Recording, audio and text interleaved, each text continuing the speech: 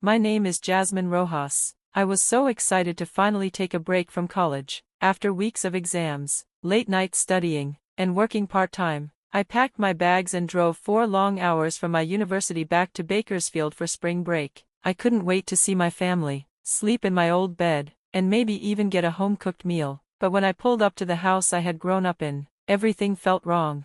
The first thing I saw was a big for sale sign stuck right into the front yard. That sign alone made my stomach twist. Then I noticed the windows. They were bare, no curtains, no blinds, no sign of life. I parked my car in front of the house and stepped out slowly, unsure of what I was seeing. My childhood home looked like a stranger's house.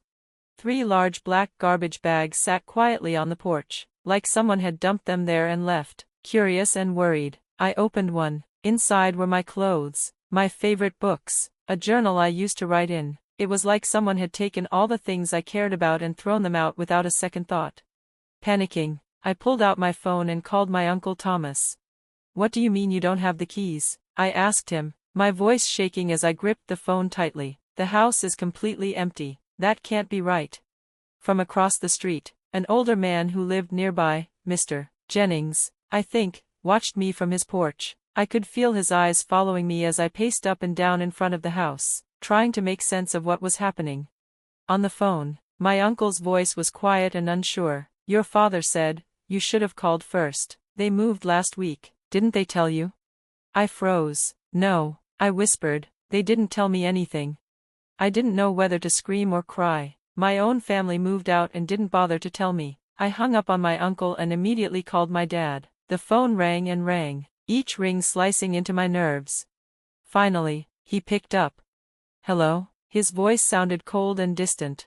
"Dad," I said, trying to stay calm, "the house is empty. There are garbage bags with my stuff just sitting on the porch. What's going on?" There was a pause. Then he said, "We moved. You're an adult now. Deal with it." And then, he hung up. I stood there frozen, staring at my phone. I called again, straight to voicemail. I tried my mom. No answer. I tried my younger brother. Nothing. Just like that, I had been cut off, thrown away, like I didn't matter. I looked around the neighborhood where I had grown up, now feeling like a stranger. The sun was setting, casting long shadows across the grass. The big maple tree in the front yard, the one my dad and I had planted together when I was 8, still stood tall. Its branches swayed in the wind, reaching out toward a house that didn't belong to us anymore, and maybe never really had.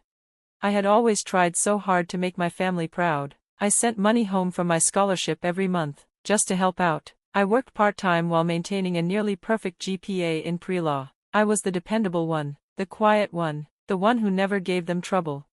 And this was how they repaid me. But I didn't cry, not then.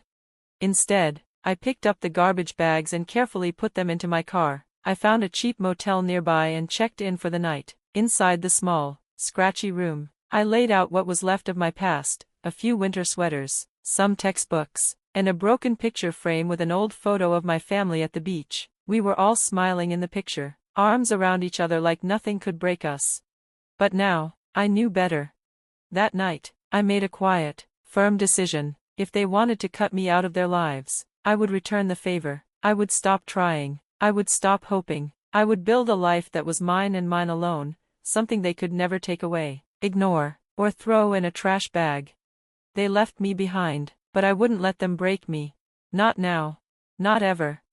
After the university newspaper published an article about my work with housing justice, everything changed. They wrote about how I was helping students who had nowhere else to go, and how Safe Space, our student-run organization, was making a real difference. It wasn't a big piece, just a short profile, but it caught people's attention. Soon, more and more students started reaching out to us. Our tiny office became overwhelmed.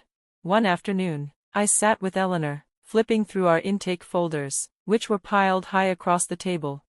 "We need help," I said, my voice tired but determined. "More volunteers, a bigger space, real funding. We can't keep up like this." Eleanor, always calm and thoughtful, nodded. "There might be a way," she said. "The Watkins Foundation gives out grants every year for social justice projects. If we win one, it could change everything. We could finally afford an office, even hire a small staff."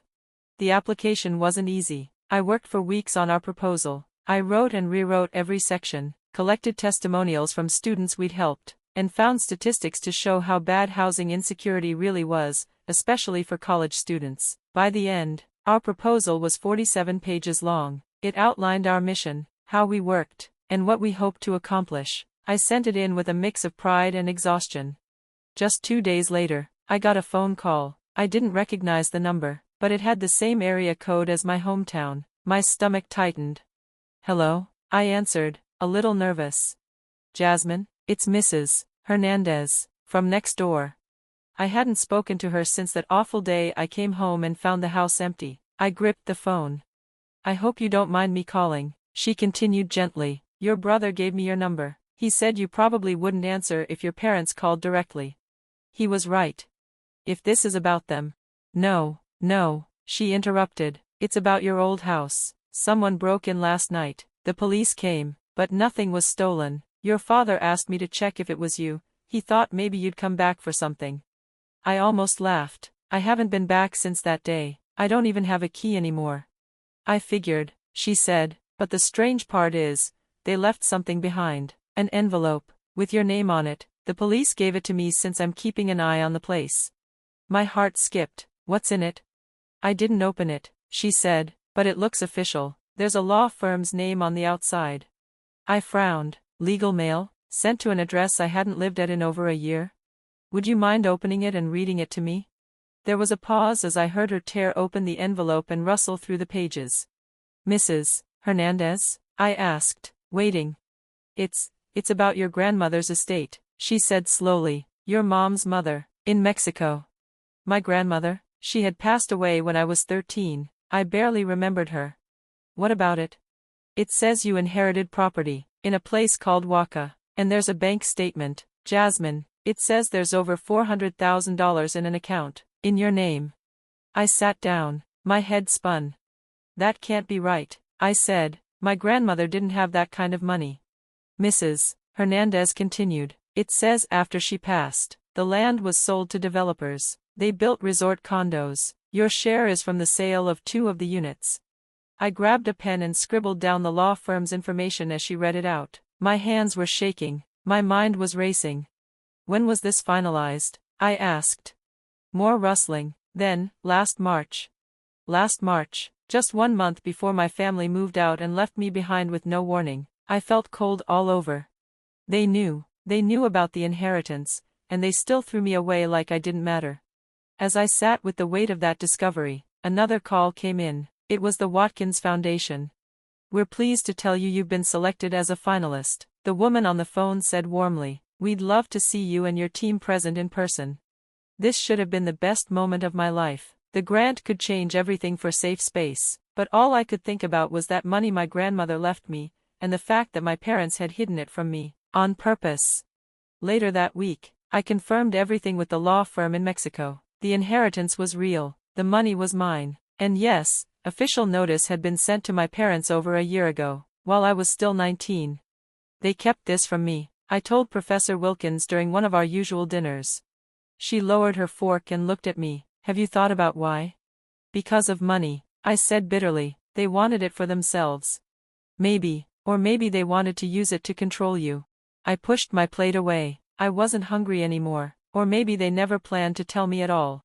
The funds hit my bank account 3 days before our presentation at the Watkins Foundation. I didn't know yet what I would do with it, but just knowing it was there made me feel something I hadn't felt in a long time: safe, independent, free.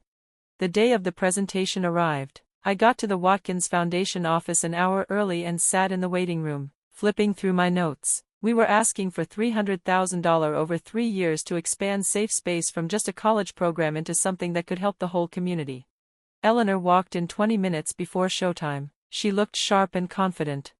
"Ready?" she asked with a smile. "As I'll ever be," I replied, adjusting my blazer. "Just remember," she said, "focus on the people, show them how we change lives." We were called into a bright, modern boardroom. 8 people sat around a big table. I recognized some of them from the research I'd done: business leaders, philanthropists, even a former judge. At the head of the table was William Watkins, the foundation's founder. MS. Rojas, MS. Grayson, he greeted us kindly. We were impressed by your proposal. Show us what safe space is all about. I connected my laptop and started our presentation. I told them about how we'd started, the people we'd helped, and how many students needed this kind of support. Eleanor added important legal details, showing how our model could be expanded citywide. About 20 minutes in, someone quietly walked in and whispered to Mr. Watkins. He frowned and looked at me. "I'm sorry to interrupt," he said gently. "Ms. Rojas, there are people in the lobby who say they're your family. They insist on speaking with you." I froze. "They say it's urgent," he added. Eleanor touched my arm. "It's up to you," she whispered. I took a deep breath. After nearly a year of silence, after everything, they chose this moment to show up. "Please tell them," I said calmly. "I'll speak to them after the presentation. This is too important to interrupt." Mr. Watkins nodded, clearly impressed by my composure. I turned back to the screen and continued. Even though my heart was pounding, I didn't know why they had come, but I knew one thing for sure. They didn't get to take this moment away from me.